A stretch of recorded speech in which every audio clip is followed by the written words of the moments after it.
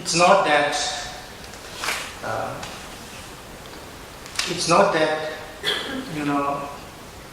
you cannot practice Buddhism unless you become vegetarian. To practice Buddhism is not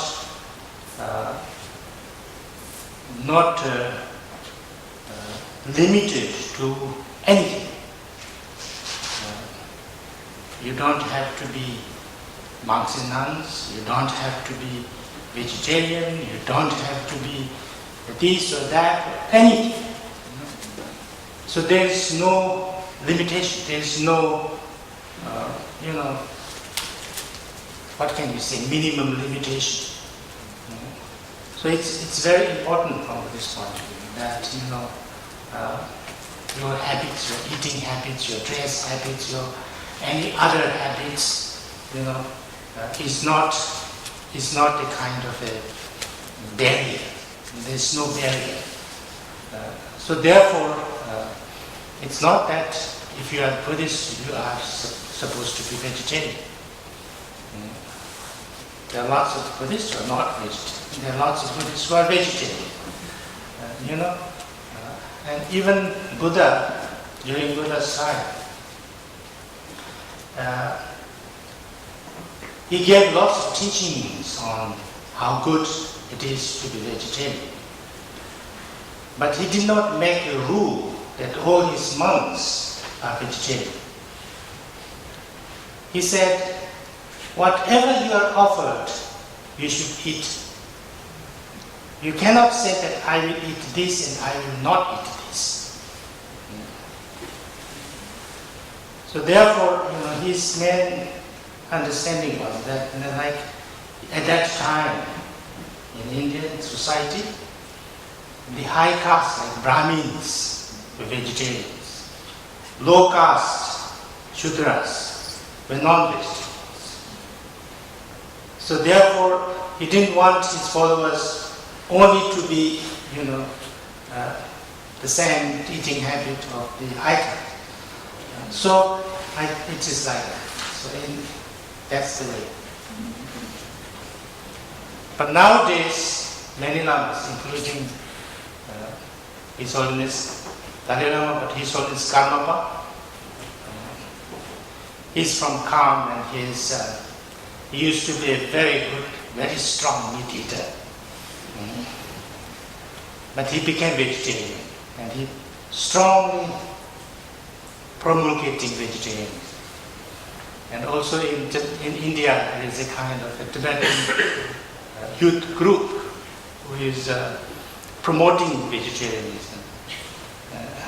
They made such a, what can you say, shocking video on how, they kill animals and things like that, and give them to all Tibetans. And whoever sees that film, they become vegetarian, at least for a short time. So I haven't been able to, I resisted looking at that video so far.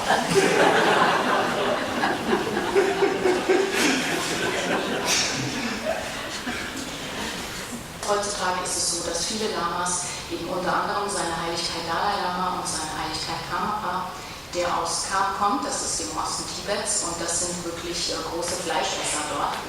Und selbst er ist eben zum Vegetarier geworden und führt jetzt eine starke Propaganda, dass man doch zum Vegetarier werden sollte.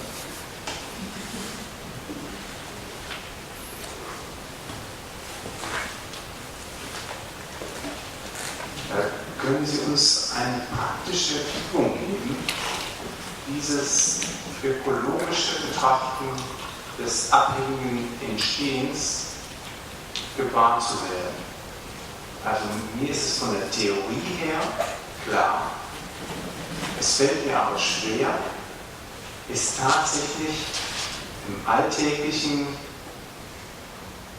so wirklich gewahr zu werden. Woran soll ich meine Aufmerksamkeit richten? Wie ist das zu bemerken?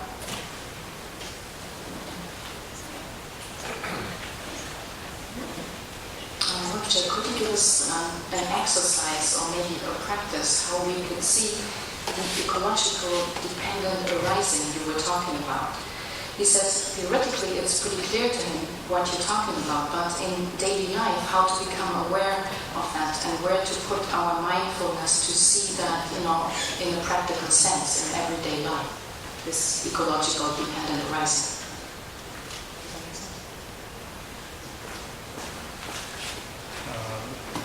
Dependent arising meaning which more example? Let's say it says everything is independent on each other.